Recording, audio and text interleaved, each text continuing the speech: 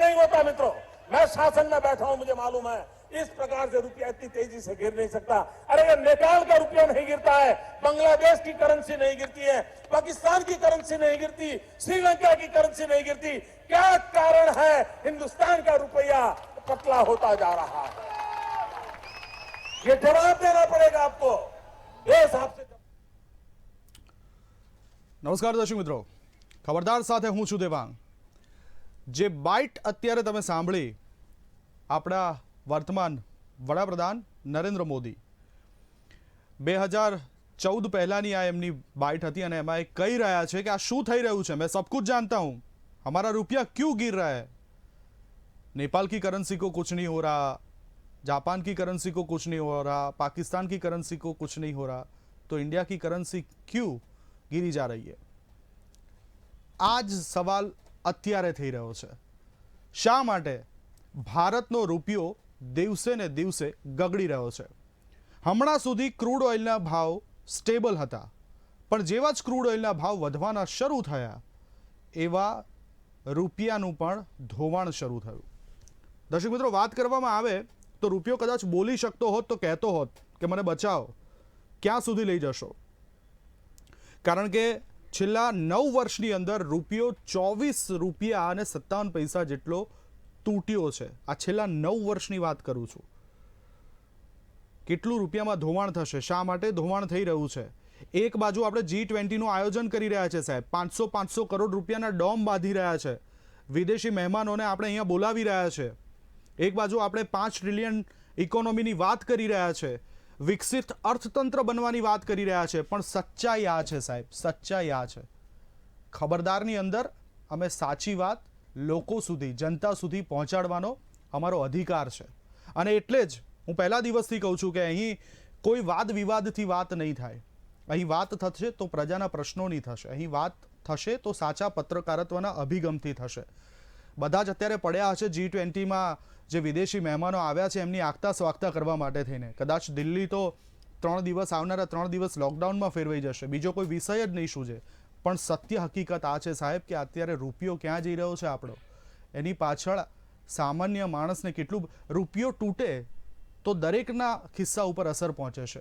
અને આ જ વિષય ઉપર આપણે ચર્ચા, કારણ કે અડધો કલાકની ચર્ચા છે એટલે વધુ સમય નથી લેતો। આ જ ચર્ચા કરવા મારી સાથે ટેકનોલોજીના માધ્યમથી બે મહાનુભાવો જોડાયા છે।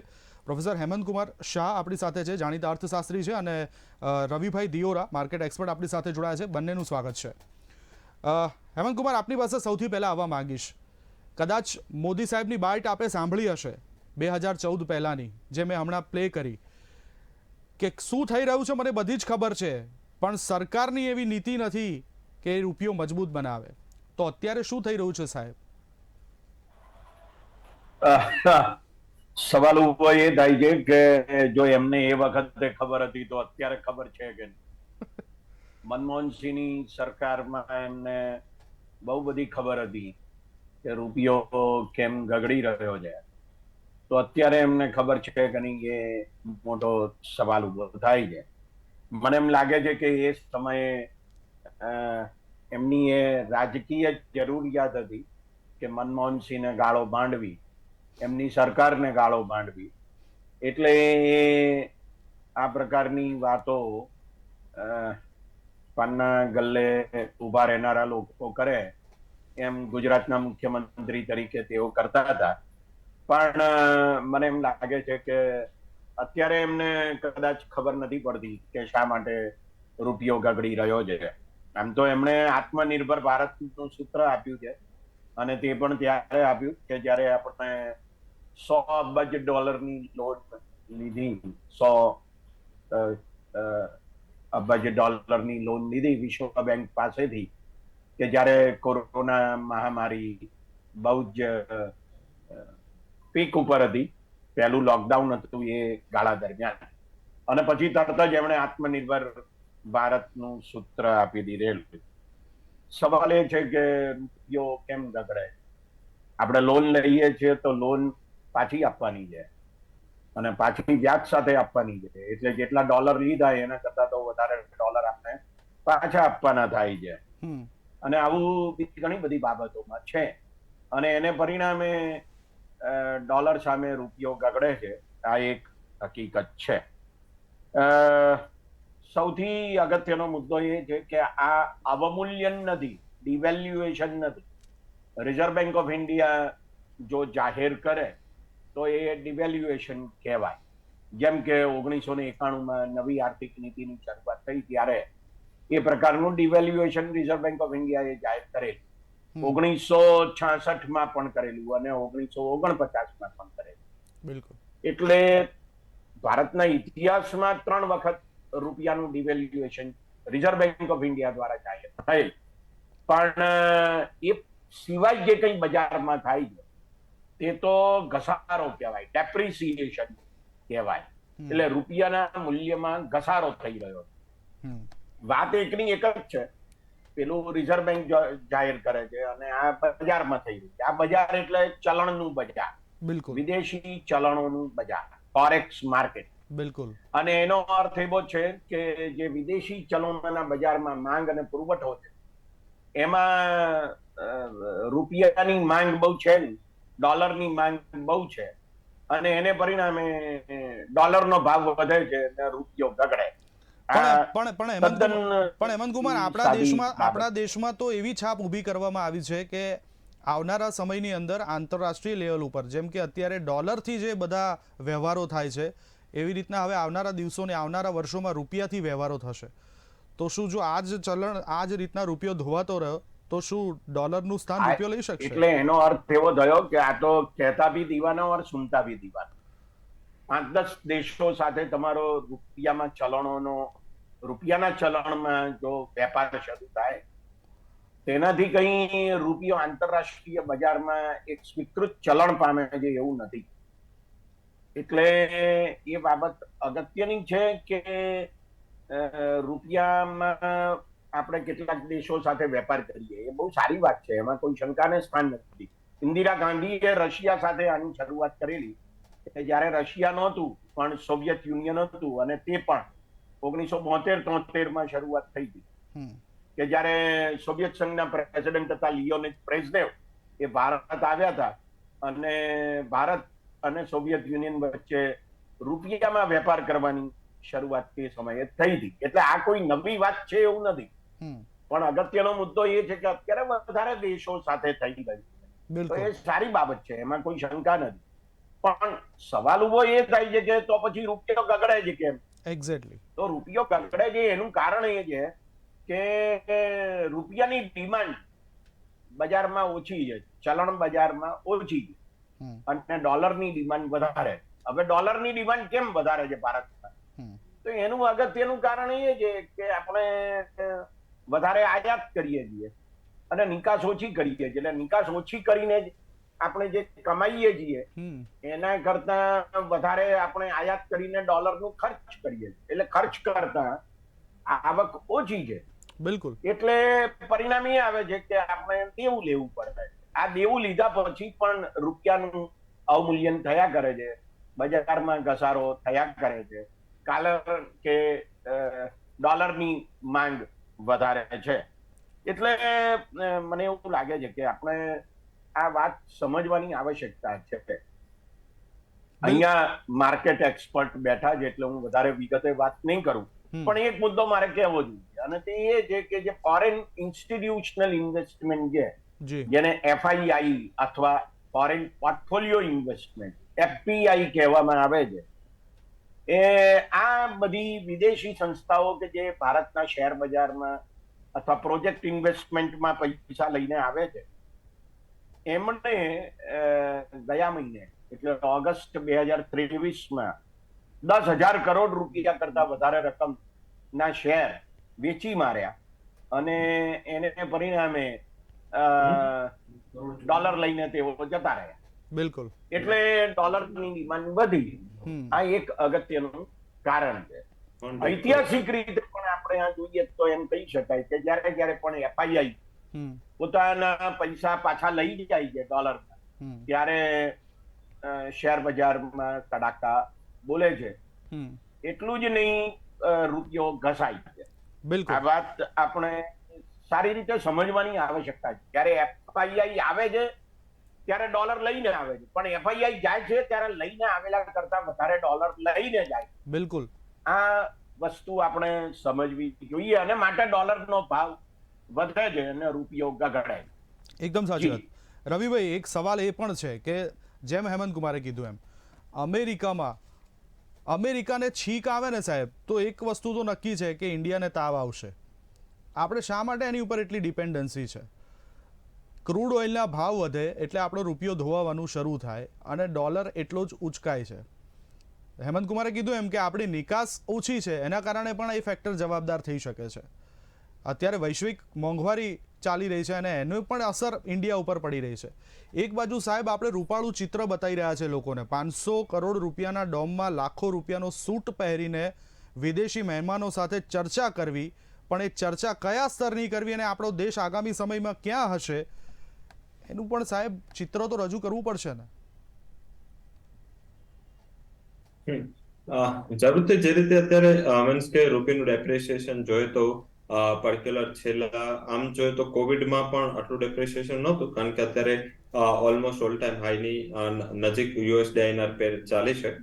જેમ આગળ જણાવી રહ્યા હતા કે આઈ થિંક લાસ્ટ મંથમાં મોટું એફઆઈએસ નું એક્ઝિટ હતું, અને સાથે જે પોલિસી ટર્મ્સમાં જોઈએ તો આઈ થિંક જે ગ્લોબલી નેગેટિવિટીની અસર 2-3 મહિના સુધી ભારતના ઇન્ફ્લેશન કે ભારતના કરન્સી ઉપર નહોતી, પરંતુ જે છેલ્લા 2 મહિનામાં જે પરિસ્થિતિ અલગ થઈ, ક્રૂડના ભાવ વધ્યા, ગ્રેન્સ ડીલમાંથી જ્યારે રશિયાએ પોતાના હાથ પાછળ ખેંચ્યા, એ બાદ ગ્લોબલી ફૂડ આઇટમ્સના પ્રાઇસ વધ્યા, એટલે ફરીથી ગ્લોબલી માર્કેટમાં એક મોટી ચિંતા ઊભી થઈ કે ઇન્ફ્લેશન આગળ જતા વધશે.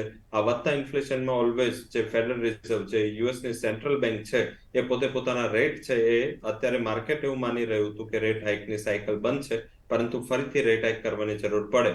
હવે જ્યારે ત્યારે કોઈ બે સેન્ટ્રલ બેંકોનું પોલિસી ડિફરન્સિએશન હોય, એની અસર ડેફિનેટલી એની કરન્સી પર પડે.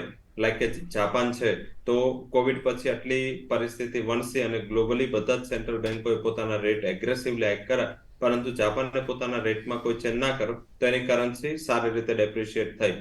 ચીન પણ છે, એને પણ પોતાની પોલિસીમાં 2 મહિના પહેલા ચેન્જ કરો તો ચાઇનીઝ યુઆન પણ અત્યારે અંડર પ્રેશર આવી ગયો.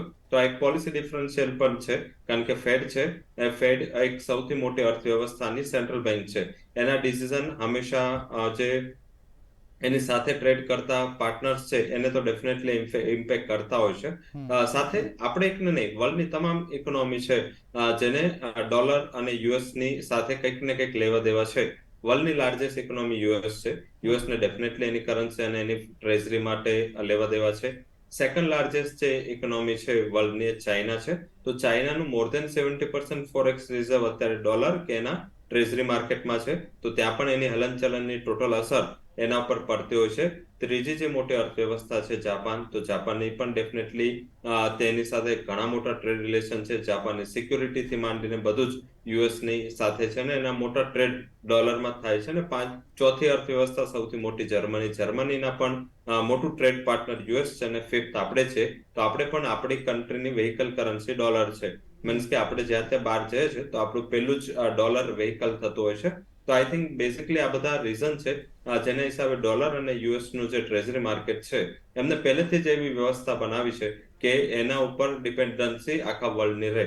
હવે સેકન્ડ ડોલર ઇન્ડેક્સને અત્યારે વધી કેમ રહ્યું છે ડોલર, તો એનું ઇન્ટરનલ રીઝન્સ બધા જ હેમંતજીએ જણાવ્યું, તો હું એક્સટર્નલ રીઝનની વાત કરીશ. એક્સટર્નલ રીઝન એ છે કે અત્યારે જે તમે જોશો તો ગ્લોબલ ઇક્વિટી માર્કેટ ઘણા રેલી કરી ચૂક્યા છે. ડિસ્પાઇટ ધ ફેક્ટ એવું છે કે ઇકોનોમીની પરિસ્થિતિ આટલી સારી નથી, પણ છતાં ઇક્વિટી માર્કેટ ઉપર છે, એટલે ત્યાં વેલ્યુએશનના પ્રોબ્લેમના હિસાબે ફંડ મેનેજરો ત્યાંથી થોડી પીછેહટ કરી રહ્યા છે, અને મોટા ભાગના જે પૈસા છે એ અમેરિકાની બોન્ડ્સમાં જઈ રહ્યા છે, કારણ કે ચીન છે એ પોતાની અર્થવ્યવસ્થાને બેઠી કરવા માટે મોટા પ્રમાણમાં યુએસ બોન્ડ માર્કેટમાં ઇન્ટરવેન્શન કરી રહ્યું છે.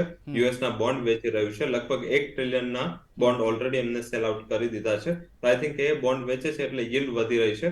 હવે વધતી યીલ્ડ ઓલવેઝ ફંડ મેનેજરને એટ્રેક્ટિવ હોય છે, અને ફંડ મેનેજરો ડોલર લઈને પોતાના પૈસા ડોલર બેઝડ ટ્રેઝરી માર્કેટમાં શિફ્ટ કરી રહ્યા છે. તો ઘણા એવા ટેકનિકલ રીઝન પણ છે જેના હિસાબે પણ આપણે ડેપ્રિશિએટ થઈ રહ્યા છે.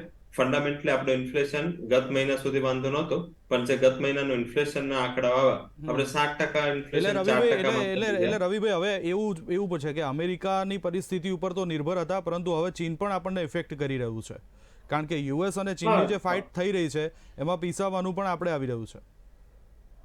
ડેફિનેટલી, કારણ કે વચમાં આપણે જ્યારે રશિયાને પેમેન્ટ કરવાનું હતું તો રશિયાએ રૂપીમાં ના પાડી હતી, ડોલરમાં કરન્સી એમને લેવું નહોતું, તો આપણી પાસે બે જ ઓપ્શન હતા, દિરામ ને ચાઇનીઝ યુઆન. આપણે ક્રૂડના ઇમ્પોર્ટનું પેમેન્ટ યુઆનમાં કરવું પડતું. તો ડેફિનેટલી આપણે વેટ જે છે એ પ્રમાણે આપણે ડિપેન્ડન્સી રાખવી પડે, કારણ કે એક ઇકોનોમી 26 ટ્રિલિયન ડોલરની છે, એક ઇકોનોમી 18 ટ્રિલિયન ડોલરની છે, આપણી ઇકોનોમી હજી 3 ટ્રિલિયન ડોલરની છે. મીન્સ કે વર્લ્ડની લાર્જેસ્ટ પોપ્યુલેશન કન્ટ્રી છે. પણ આપણે બ્રિટનથી આગળ છે રવિભાઈ. બ્રિટનથી આપણે આગળ છીએ. બ્રિટનમાં કેટલી વસ્તી છે કાઉન્ટ કરો. મીન્સ કે એમાં શું છે, પર કેપિટા વધારે ઇમ્પોર્ટન્ટ હોય છે. હવે આઈ થિંક કે આપણે ખાલી 140 કરોડ લોકો ખાલી જમવાનું ખાય તો પણ આપણે બ્રિટનથી આગળ જ રહીશું. તો બેસિકલી શું છે કે આટલું મોટું પોપ્યુલેશન છે એટલે આગળ છે. પર કેપિટામાં આપણી પર કેપિટા ઇન્કમમાં તો આપણે ઘણા બહુ બધા પાછળ છે. તમે જોશો તો પર કેપિટા ઇન્કમ આપણી માત્ર ડોલર ટર્મ્સમાં જોઈએ તો $3000 આસપાસ ચાલી રહી છે, જ્યાં એ લોકો મીન્સ કે આપણે 3 થી 10-12 પહોંચવાના હોપ રાખીએ છીએ, 20 સુધી જવાના હોપ રાખીએ છીએ, ઓલરેડી 30-40 ઉપર છે. તો મારા હિસાબે પર કેપિટા ઇન્કમ ઘણી ઇમ્પોર્ટન્ટ છે. ચીન જોશો તો આપણે એક બીજું પણ આપણું એવું હોય છે કે આપણે ચીનથી આગળ નીકળી જઈશું. ચીન પાસે માત્ર જે ફોરેક્સ રિઝર્વ છે ને એ 4 ટ્રિલિયન, મીન્સ કે એની પાસે બેંક બેલેન્સ 4 ટ્રિલિયન ડોલરનું છે, જ્યારે આપણે આખી અર્થવ્યવસ્થા 3 ટ્રિલિયન ડોલરની છે. આપણે શું હોય છે કે ઓલવેઝ આપણા જે સપનાઓ છે કે આપણે વધુ સારું જોવાનું અને સારું સાંભળવાનું આપણે વધારે પસંદ છે. એટલે આપણને શું છે કે જે આપણને સારું પસંદ જે આવશે એ આપણે ગ્રહણ કરીશું, ખરાબ આવશે તો આપણે એને ફગાઈ દઈશું કે ઇન્ડિયા વિરોધી છે. તો એવું નથી, અમુક રિયલિસ્ટિક પિક્ચર પણ છે. જે રીતે ઇન્ફ્લેશનરી પ્રેશર અક્રોસ ધ ગ્લોબ વધી રહ્યું છે, આગળ જતા ગ્લોબલી આ પરિસ્થિતિને વણસી શકે છે. રશિયા આમ જોઈએ તો ગ્રેન ડીલમાં તો બહાર ગયું છે, પણ છતાં એક્સપોર્ટ તો કરી જ રહ્યું છે. તો આઈ થિંક આના ડેસ્ટિનેશન ચેન્જ થયા છે. લાઈક કે આપણે એમ કહીએ છીએ કે આપણે રશિયાના સારા મિત્ર છે, પણ જે પણ ફાયદો આ વોરનો પહોંચ્યો છે ટર્કીને પહોંચ્યો છે. ટર્કીનું માર્કેટ આ વોર ચાલુ થયું પછી 600% ચાલુ છે. એની કરન્સી ડેપ્રિશિએટ થઈ છે, રીઝન છે. પણ આ જે રશિયાએ પોતાનો બેઝ હતો એ ટર્કીમાં ટ્રાન્સફર કરી દીધો. તો આપણે રશિયા સાઈડ પણ નથી, યુએસ પણ આપણે રશિયા સાઈડ છે એવું માનીને આપણને બેનિફિટ નથી કરતું. તો આ ન્યુટ્રલ સ્ટેટસ છે એ મારા હિસાબે આગળ જતા થોડું રિસ્કી સાબિત થઈ શકે છે. અને રૂપીમાં મને જલ્દીથી એવું નથી લાગી રહ્યું કે કોઈ મોટું એપ્રિસિએશન આવે, કારણ કે હવે આપણા સ્ટેટ ઇલેક્શન્સ, પછી આપણું સેન્ટ્રલ ઇલેક્શન, પછી યુએસ નું ઇલેક્શન, તો આગામી 1 થી 1.5 વર્ષમાં જે હવે ઇલેક્શન ફેવરમાં ટ્રેડ જશે, ઇલેક્શન ફેવરમાં માર્કેટ જશે, તો મારા હિસાબે થોડી નેગેટિવિટી માટે તૈયાર રહેવું પડશે. હેમંત કુમાર, શું કહેશો? આ તો ચિંતાજનક સમાચાર. એક તો આપણે ઓલરેડી 83 નો આંકડો પાર કરી ચૂક્યા છે, 5 ટ્રિલિયન ઇકોનોમીની વાત સરકાર કરી રહી છે, ઇલેક્શન માથા ઉપર આવી રહ્યા છે, આપણે 500 કરોડના ડોન બાંધીને મહેમાનોને આવકારી રહ્યા છે. દેશમાં બીજા ઘણા પ્રશ્નો એવા છે કે જે હજુ સરકાર એની તરફ ફોકસ જ નથી કરી રહી. તો સાહેબ, જેમ રવિભાઈએ કીધું એમ કે હજુ 1-1.5 વર્ષ સુધી તો કોઈ આશા રાખવી જ નકામી છે. જો નીતિઓ આ પ્રકારની રહેશે તો રૂપિયાનો ઘસારો નક્કી છે. આવતા 2-4 વર્ષમાં રૂપિયો 100 પણ થઈ જાય $1 બરાબર, તો મને એની નવાઈ નહીં લાગે. અગત્યનો મુદ્દો એ છે કે આપણી આર્થિક નીતિઓ એ પ્રકારની છે કે જેમાં આપણે વધારે ને વધારે દેવું લઈએ છીએ, વધારે ને વધારે આયાત કરીએ છીએ, વધારે ને વધારે એફડીઆઈ અને એફઆઈઆઈ પર આધાર રાખીએ. એટલે નામ આત્મનિર્ભર ભારત છે, પણ પછી આપણી પરિસ્થિતિ વાસ્તવિકતા જુદી છે. એટલે એ દ્રષ્ટિએ આપણે વિચારવું જોઈએ. દાખલા તરીકે જુલાઈ 2023 એટલે 1 મહિના પહેલા ભારતની નિકાસ એના આગલા જુલાઈ કરતા, એટલે જુલાઈ 2022 કરતા લગભગ 5% જેટલી ઘટી. બિલકુલ. તો એનો અર્થ એવો થયો ને કે આપણે ઓછા ડોલર કમાયા આગલા જુલાઈ કરતા. બિલકુલ. આયાત લગભગ 13% જેટલી ઘટી. બહુ સારી વાત થઈ. જી. પણ સવાલ એ છે કે આખા વર્ષનો જો તમે આંકડો કાઢો તો હંમેશા આયાત એ નિકાસ કરતા વધારે હોય. બિલકુલ. ભારતના ઇતિહાસમાં માત્ર 2 જ વર્ષ એવા ગયા છે કે જ્યારે ભારતની નિકાસ ભારતની આયાત કરતા વધારે હતી. 1972, 73 અને 76, 77. બિલકુલ. આ સિવાય એક પણ વર્ષ એવું નથી કર્યું કે મનમોહનસિંહનો સમયગાળો હોય નાણાપ્રધાન તરીકેનો કે વડાપ્રધાન હમ કે અટલ બિહારી વાજપેયીનો સમયગાળો હોય, હમ એક પણ વર્ષ એવું ગયું નથી કે જ્યારે આપણી નિકાસ આપણી આયાત કરતા વધારે રહી હોય. હમ એનો અર્થ એ થયો કે આપણે વધારે આયાત કરીએ છીએ, વધારે ડોલર આપણને વાપરવા જોઈએ છે, એટલે આપણે દેવું લઈએ છીએ અને બીજી કોઈ રીતે આપણે બધા પૈસા ભેગા કરીએ છીએ. FDI, FII, external commercial borrowing લઈએ છીએ આપણે, એટલે કે આપણી કંપનીઓ પણ બહારથી દેવું લે છે. આ બધા પ્રકારના સંજોગોમાં રૂપિયો ઊંચો જાય ડોલરની સામે એ શક્ય જ નથી. એટલે એવી વાત આપણે મગજમાંથી કાઢી નાખવી જોઈએ. બીજો એક અગત્યનો મુદ્દો, આપણે હંમેશા એવું કહેતા હોઈએ છીએ કે આપણું 5મા નંબરનું અર્થતંત્ર છે, 7મા નંબરનું અર્થતંત્ર છે અને આપણું 3જા નંબરનું થશે. એક જમાનો આવશે કે જ્યારે આપણે 1લા નંબરનું અર્થતંત્ર થઈ જઈશું વગેરે વગેરે. જી. અગત્યનો મુદ્દો શું છે એ જરા જોઈ લઈએ આપણે. હકીકત શું, દુનિયાની જે જીડીપી છે એમાં ગયા વર્ષે એટલે 2022માં ભારતનો જે ફાળો છે વાસ્તવિક રીતે, એટલે ફુગાવાને બાદ કરતા, એ 7.2% જેટલો હતો. બિલકુલ. અને જો તમે નોમિનલ ટર્મ્સમાં એટલે ચાલુ ભાવોએ ગણો તો એ માત્ર 3.4% જેટલો હતો. ઓકે. હવે 3.4%ની જીડીપી સાથે તમે દુનિયાની મહાસત્તા બનવા માંગો છો, આ કોઈ શક્યતા જ નથી. અને તમે માથાદીઠ આવકને જો ધ્યાનમાં લો તો બહુ ખરાબ પરિસ્થિતિ છે. આપણી માથાદીઠ આવક માત્ર $2600 છે. જી. અને અમેરિકાની માથાદીઠ આવક $80,000 કરતા વધારે. ક્યાં તમે એકબીજા સાથે એકબીજાની તુલના કરી શકો? આ શક્ય જ નથી. એટલે કહેવાનો મુદ્દો એ છે કે આપણું અર્થતંત્ર મોટું છે કારણ કે આપણી વસ્તી વધારે છે 140 કરોડની, અને બીજું કે આપણો ગ્રોથ રેટ વધારે છે. જીડીપીનો વૃદ્ધિ દર 6%, 7%, 8%, 9%, 10%ની આસપાસ પણ ઘણી વાર પહોંચી ગયો છે. પણ અમેરિકાનો એમ કે વૃદ્ધિ દર 1%, 2%, 3%ની આસપાસ, ક્યારેક તો માઇનસ થયો છે. એમ કહીને આપણે આપણી જાતને પેલા ફુલણસી કાગડાની જેમ ફુલાઈએ. જી. પણ હકીકત એ છે કે યુરોપ ને અમેરિકાએ વિકાસ કરી નાખ્યો છે. એમને આટલો બધો વિકાસ કરવાની જરૂર જ નથી. આપણે વિકાસ કરવાની જરૂર છે કારણ કે આપણે તો 80 કરોડ લોકોને મફત અનાજ આપીએ છીએ. બિલકુલ. આ પાયાનો મુદ્દો છે.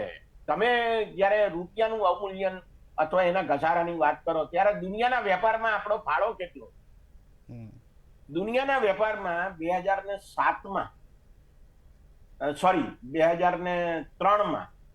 આપણો ફાળો 1.7% જેટલો હતો. ઓકે. સોરી 0.7% જેટલો.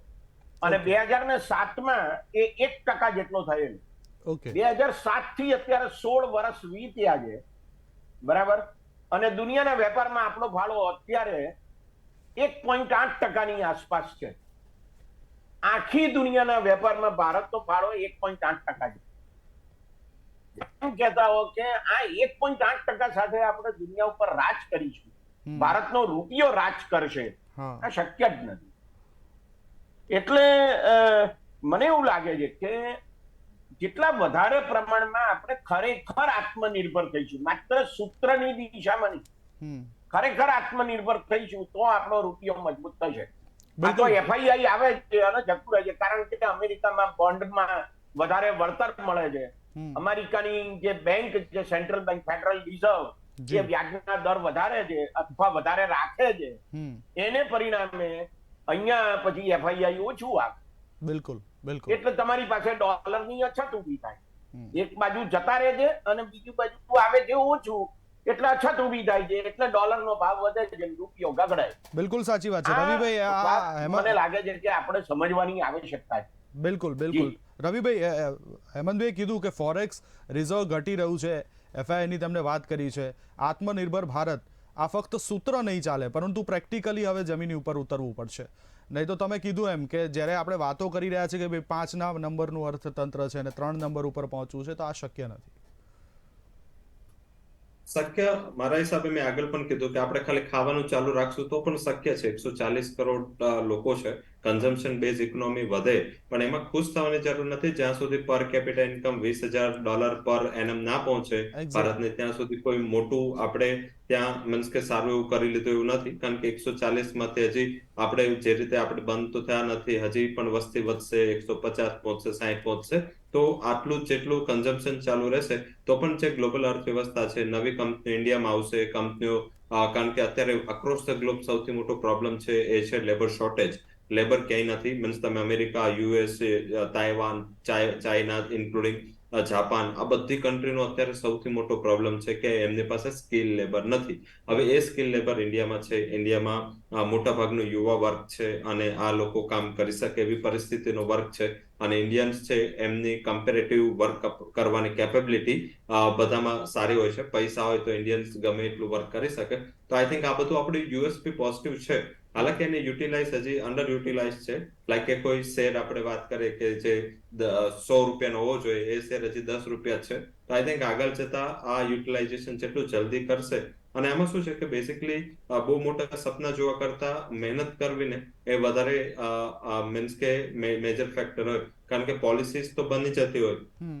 પોલિસી અત્યારે જે રીતે ગ્લોબલી કમ્પિટિટિવનેસ વધી છે, તમે જો ચાઇના છેલ્લા 3 મહિનામાં ચાઇનાએ જે મોટા સ્ટેપ લીધા છે, આઈ થિંક આપણને અત્યારે સૌથી મોટો એડવાન્ટેજ ચાઇના +1 યુરોપ +1 હતું. કારણ કે યુરોપનું મોટા ભાગનું કેપિટલ ગુડ્સ બિઝનેસ, એનર્જી, આપણે એ યુરોપને એક્સપોર્ટ કરતા હતા ઘણી એનર્જી આઇટમ્સ. સાથે ચાઇનાની ઘણી મોટી કેપેસિટી અહીંયા ઘણા સેક્ટર્સમાં શિફ્ટ થઈ. કારણ કે અત્યારે અક્રોસ ધ ગ્લોબ લોકો ચાઇના +1 ની વાત કરે છે. હાલાકી આવી જશે ઇન્વેસ્ટમેન્ટ, પછી એ ઇન્વેસ્ટમેન્ટને પ્રોટેક્ટ કરવાનું, ત્યાં એક ઇવન ડિસ્ટ્રીબ્યુટ કરવાનું. એમાં પણ ઘણીવાર શું થાય કે એક જ સ્ટેટમાં બધું ઇન્વેસ્ટમેન્ટ જાય છે. તો આઈ થિંક એનું પણ એક નકારાત્મક પરિસ્થિતિ રહે કે આગળ જતા થોડું માર્કેટ છે એ કોન્સન્ટ્રેટેડ સ્ટેટ થઈ જાય. આઈ થિંક કે ઘણા મોટા સુધારા છે એ થયા છે. એવું નથી છેલ્લા બધી જ ગવર્મેન્ટે પ્રયાસ કર્યા છે. બધાનું એવું જ હોય કે ઇન્ડિયા આગળ આવે, પરંતુ આઈ થિંક હવે પબ્લિક છે ત્યાંથી વધારે ફોકસ કરવાનું છે કે આપણે મહેનત કરવી પડશે. અધરવાઇઝ આટલી 3જા નંબરે પણ આવી જશું તો પણ મને એવું નથી લાગી રહ્યું, એ સરપ્રાઈઝ નથી. 3જો નંબર એટલે કે હવે ઇન્ડિયા, એ તો રવિભાઈ તમે કીધું એમ કે 3જા નંબરે તો જો આપણે ખાવાનું ચાલુ રાખીશું તો પણ 3જા નંબરે આવી જશું. પણ સવાલ અહીંયા એ થઈ રહ્યો છે કે માથાદીઠ આવક તમારી કેટલી વધે છે. માથાદીઠ આવક વધશે ત્યારે જ સાચા અર્થમાં દેશનો વિકાસ થયેલો જણાશે. અને સાચી વાત છે, દરેક જે સરકાર આવે છે એ પ્રયત્નો કરી રહી છે. તો પ્રયત્નો જો ચાલુ છે તો પછી આપણે ક્યાં પાછા પડીએ છીએ. જો તમે આત્મનિર્ભર ભારતનું સૂત્ર આપો છો તો એનું અમલીકરણ કેમ નથી થતું, અને અમલીકરણ કેમ નથી થતું ને કેવી રીતે કરાવી શકાય એના ઉપર પણ ધ્યાન આપવું પડશે. કારણ કે જ્યાં સુધી આયાત અને નિકાસ આ બંને વચ્ચેનો આંકડો મેળ નહીં ખાય ત્યાં સુધી ભારતનો રૂપિયો મજબૂત નહીં થાય. અને જો ભારતનો રૂપિયો મજબૂત નહીં થાય તો પછી દેશની પરિસ્થિતિ શું રહેવાની છે. કરોડો રૂપિયાના ડોમ બાંધીને એની અંદર લાખોના સૂટ પહેરીને તમે ચર્ચાઓ શું કરશો સાહેબ. તમે 5મી અર્થવ્યવસ્થા તો બનશો, પરંતુ દેશનો નાગરિક એનું જીવન ધોરણ શું છે એ વિશે પણ વિચારવું પડશે. અને ખૂબ સરસ માહિતી આપી હેમંતજી આપે અને રવિભાઈ આપે. આપ બંને આ ચર્ચામાં જોડાયા તે બદલ આપ બંનેનો હું આભાર માનું છું.